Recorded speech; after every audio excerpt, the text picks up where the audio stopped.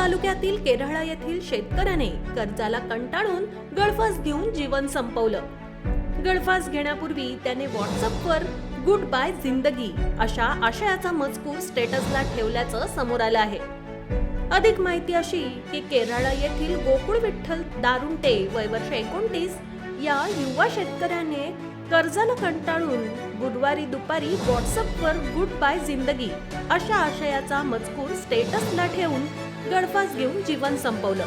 गोकुळ दारुंटे या शेतकऱ्याकडे गट क्रमांक 432 मध्ये 71 गुंठे जमीन असून त्याच्यावर स्टेट बँक ऑफ इंडियाचे 2,50,000, ॲक्सिस बँकेचे 4,25,000 तर खासगी फायनान्स कंपनीचे 70,000 रुपये कर्ज होतं। असं सर्व खासगी व शासकीय बँकेचं मिळून एकूण 7,45,000 रुपये इतके कर्ज होतं।